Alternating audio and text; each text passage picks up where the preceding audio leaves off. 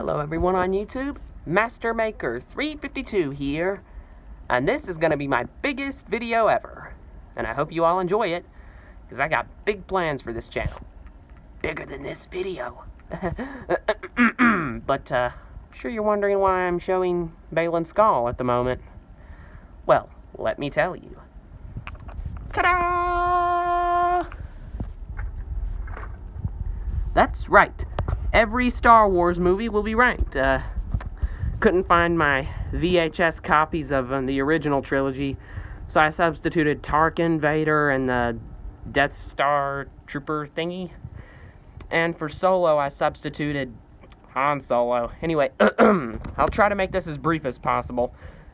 I don't know if my heart could take ranking the sequels. I'm sorry, but they're just unfaithful to George Lucas's group of 6 movies, except for Rogue One and Solo. Those were kind of faithful. I mean, Rogue One especially. Okay, but let's jump in. Okay, for number 1, I'm gonna put A New Hope, because it started the fire. And everybody's just like, it didn't start the fire. But, you know, hey, it started the fire. And you know, it was the first one made by George Lucas. It had original plot points. It had a lot of action and adventure. And the duel between Obi-Wan and Vader, while it's not my favorite, it's still iconic. And I get why they weren't jumping around and stuff, because, you know, it's a confined space. Anyway, for number 2, I'm going to put Attack of the Clones. Because for me, Attack of the Clones felt World War II-ish, with both its music and just how it conveyed it, you know? I mean, yeah, all those troopers being deployed there at the end to fight against the bad guys didn't seem outlandish or unreal, because in World War II and such, that actually happened.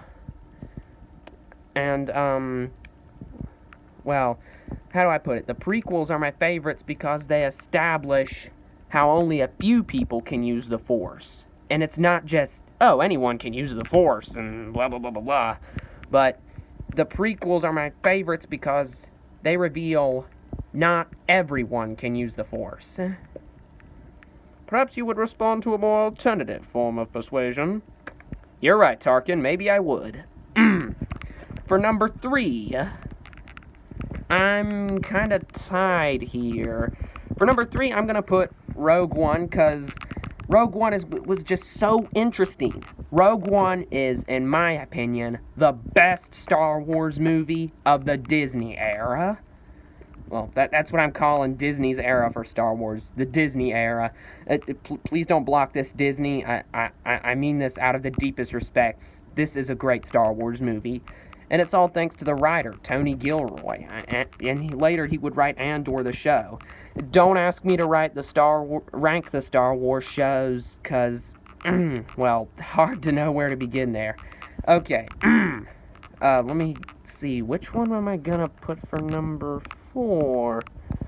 Which one do you think I should put, Thomas? I don't know. Figure it out yourself. Good point, Thomas. I'll do my best. Okay, I'm not gonna put one of the sequels. I don't know if my heart could take those. Number 4.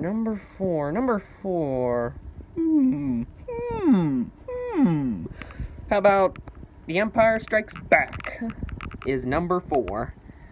Mostly just because, you know, it reveals, you know, Vader is Luke's father. Even though I know the line was originally going to be, Obi-Wan killed your father.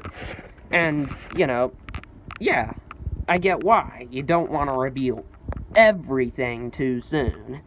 And it shows that good movies don't necessarily have to have good endings, and bad movies don't necessarily have to have bad endings. Which, that's what I think they were going for. You know, that sort of thing. George Lucas was a smart director and writer. I don't know why he sold Star Wars to Disney. I'm sorry, but okay, but like I said before, Disney's done a decent job, and I think the shows have carried on pretty well. For number 5, I shall put Star Wars The Phantom Menace. Star Wars The Phantom Menace has some sick lightsaber choreography, sick acting. Well, sick in this case means cool, and I love the prequels, like I said. prequels are my favorites, and I don't know what other people are yapping about the prequels. They're great. My problem with The Empire Strikes Back is, oh my gosh, Luke and Leia are brother and sister, and okay, I don't want to reveal too much. Well, they don't know about it. I'll say that much. Okay. Number 6. Obviously, Revenge of the Sith. For me, I feel like Revenge of the Sith could have been a lot longer. Seemed a bit fast-paced. It needed like 15 or 20 more minutes or so. Other than that, it's completely enjoyable. I love the duel between Anakin and Obi-Wan. It's iconic. It's epic. It's a thriller. And yeah, I love it. I don't want to restate myself or repeat myself, but yes, I love it. I think you just did repeat yourself. Shut up, Thomas. Okay, let me see now. For number 7, I'm gonna put Return of the Jedi.